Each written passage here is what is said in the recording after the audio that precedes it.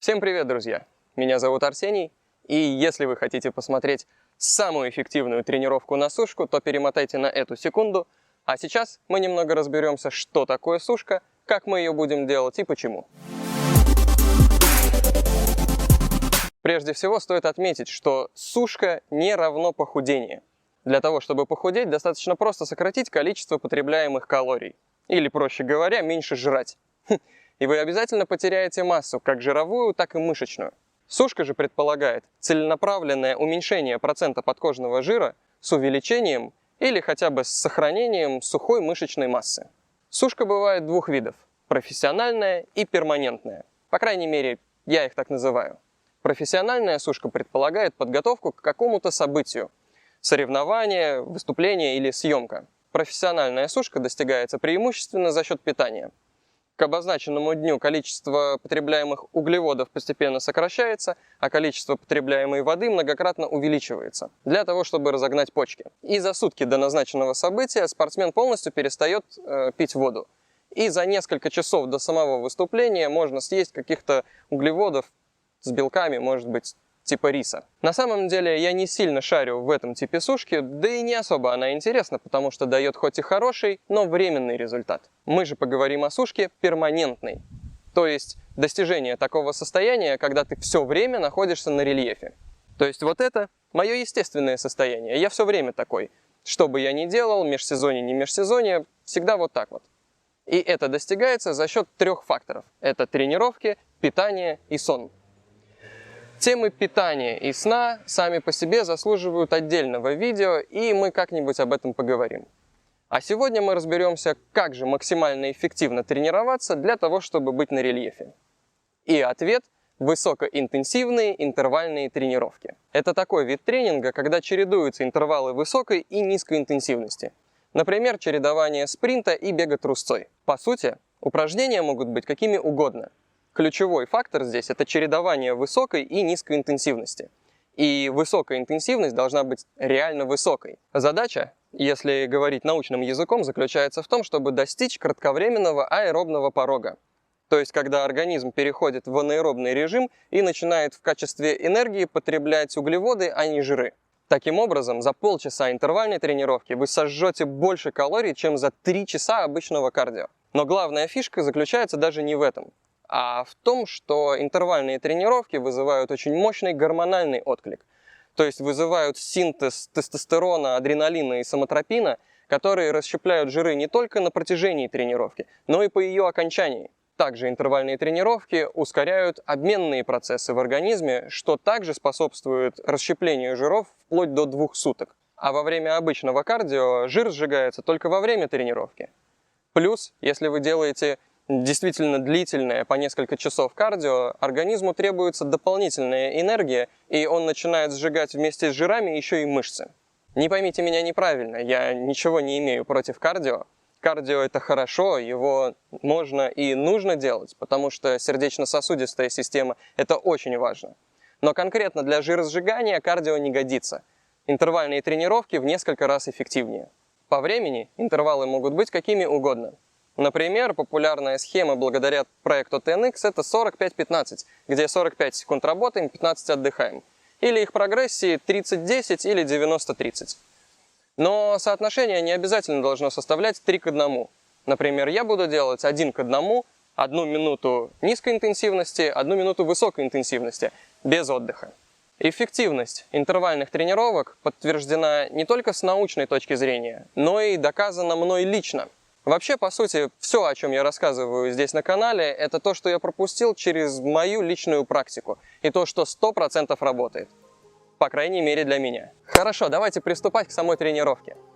Я буду делать 6 упражнений по 1 минуте. По сути, я буду просто чередовать кардио и силовую нагрузку. Из оборудования нам понадобится турник и скакалка. Я буду делать 1 минуту скакалку, 1 минуту бёрпи подтягивания. Для большей интенсивности стараюсь сделать бёрпи выход силой. Потом скакалка, челночный бег 20 метров. Потом скакалка и бёрпи выпрыгивание, колени к груди. Поехали!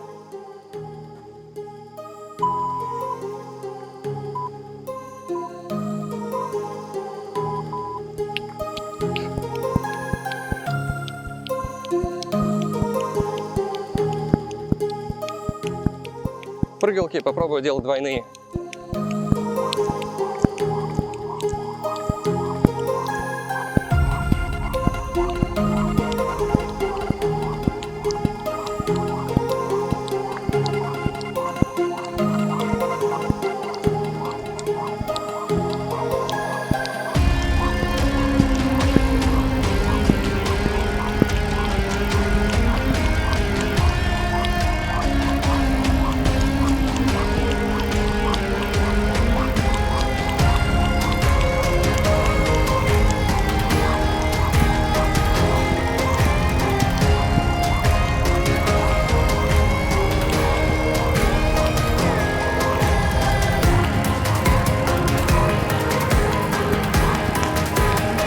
Вверх подтягиваем.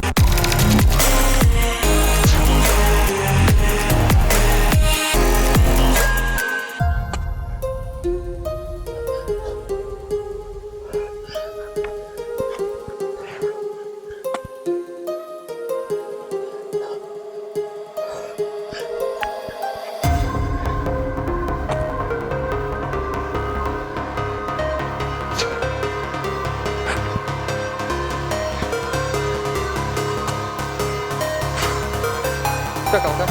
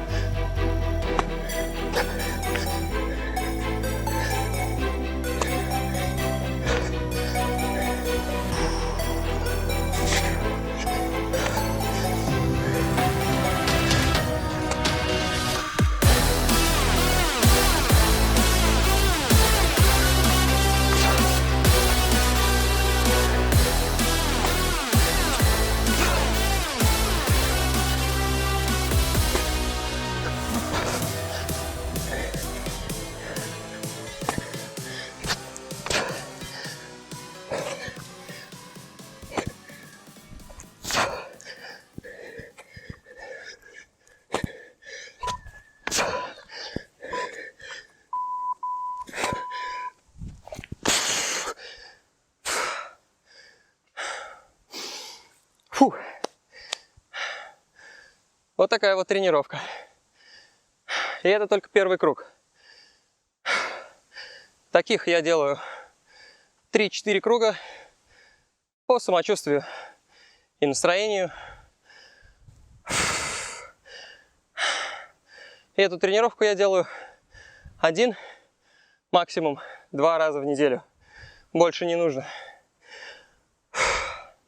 И эта тренировка мне нравится тем, что, во-первых, она быстрая, буквально полчаса, с разминкой, заминкой минут 40-50 максимум. И все, ты отработал на 2 дня вперед. И во-вторых, эта тренировка не только сжигает подкожный жир, но и укрепляет мышцы, делает их сильнее и увеличивает функциональность и общую выносливость. То есть ты вместо одного зайца убиваешь 5. Опять же, эти упражнения – это только моя версия, и то я их периодически меняю. Вы можете подбирать упражнения какие угодно для вас. Например, вместо скакалки – бег или вообще отдых, а вместо бёрпи – отжимания, приседания или что угодно. Главное – это интенсивность.